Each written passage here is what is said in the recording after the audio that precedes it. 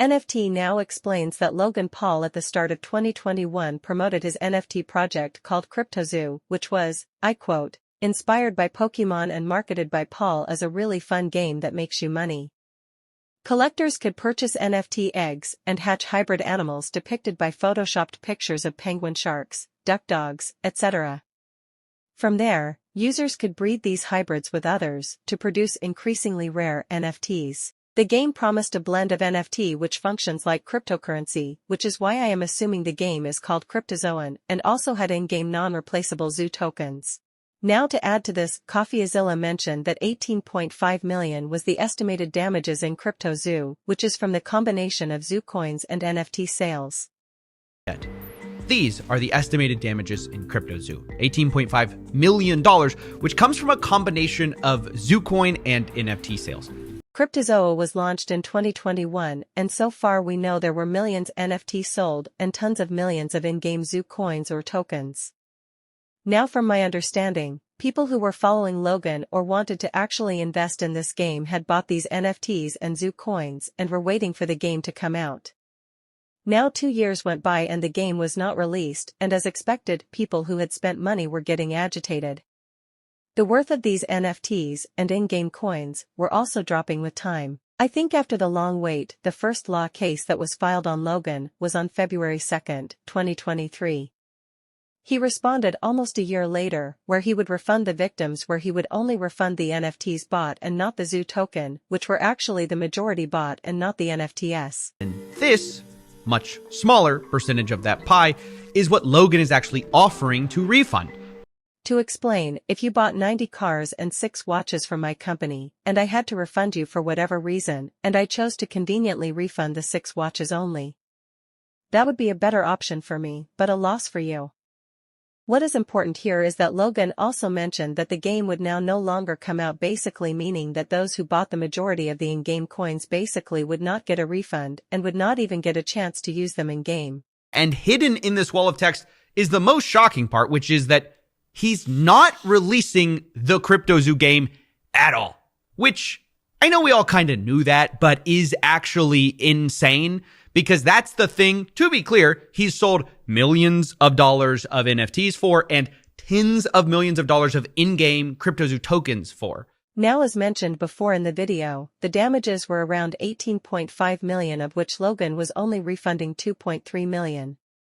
Not only that, not only is he refunding a low amount, not even putting the game out, but also he wants those who sued him to drop the charges to get the refund. The funny thing being that those who did sue would possibly get a lot more by winning the case than the refund, which is what I am saying after the Coffeezilla's video. This, much smaller percentage of that pie, is what Logan is actually offering to refund, on the condition, though, that all of the people who spent the last year suing him for the larger damages drop their case. So that's a refund of only 12% to drop 100% of the case that, as far as I can tell, Logan may be losing. Though I do wonder how much would the whole legal process cost and what chances would the victims have to win. Fast forward to now, Logan decided to make yet another great decision of filing a case on Coffeezilla. After watching Coffeezilla's video, what I am understanding and what is basically said in the video is that Coffeezilla is being sued for pointing out how Logan is not paying the full refund that the fans actually deserved. Isn't suing me for any of the original investigation, though, because he knows he can't. Instead, at the end of the lawsuit, we find what my defamation really is. I'm being sued for 2 videos and 1 tweet where I advocated for refunds. For the victims. Yes, you heard me right. Logan Paul sued me after I tried to get his fans, the Cryptozoo investors, a full refund. What is funny is that Coffeezilla himself tried to help Logan so many times and kind of predicted what was coming for Logan and his team. And in the same spirit, I made Logan aware of potential problems at a different company he co-owned, called Liquid Marketplace. The problem was, I had heard troubling stories about this company, and I was trying to verify if the claims were true. So I had gone to the CEO, Ryan Bahadori, to ask him questions, but he kept dodging meetings. And I don't mean he refused meeting with me, I mean we would set up meetings and then he did not show up. So I was troubled. And I brought this up to Logan. I figured if he's gonna make one company right, make them all right. Otherwise, it might come back to bite him. Maybe Logan can fix it if there's something wrong. And you can see Logan responds to me. He says, "Gonna push Ryan to talk to you. Again, appreciate it, man." Now, I don't hear back from Ryan or Logan about this, so it claims, "Without concrete proof, I would have never talked about any of this."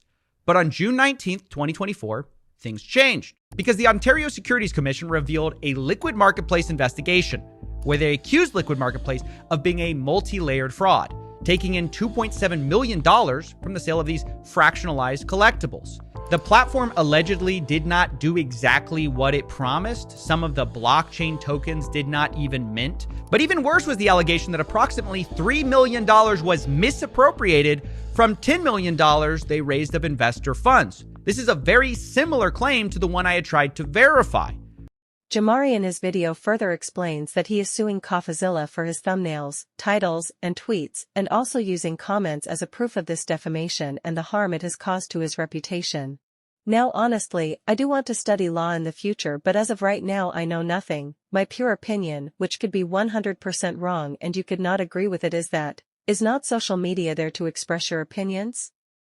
According to Google, defamation is not defamation if it is the truth. With that, I am pretty sure that whatever is being said by Coffeezilla is actually true, mostly because Logan did in fact do it.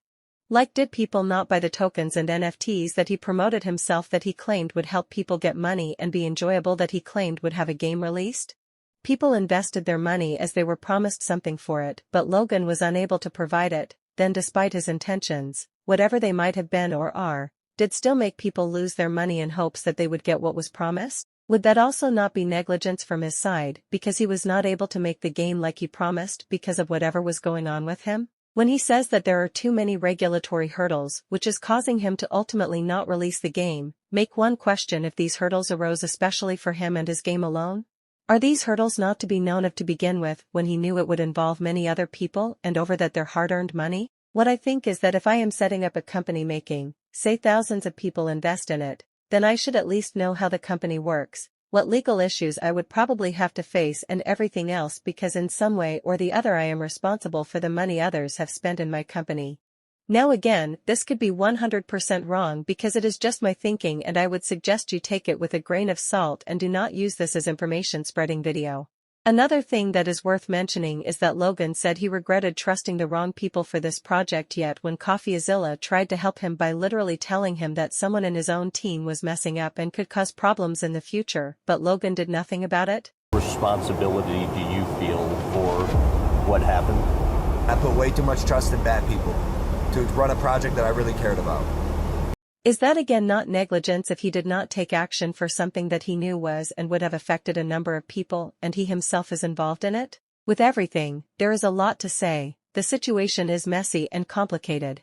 Remember to not use this video as a fact-based video and make opinions about anyone, but rather an opinion and maybe it in the mind of Fuchika video, because these are my thoughts and how I personally processed the situation, and other things I mentioned are from sources from Google and YouTube that would be mentioned in the description. Let me know in the comments anything that you think I could perceive better, or maybe add your thoughts to help me widen my own perspective.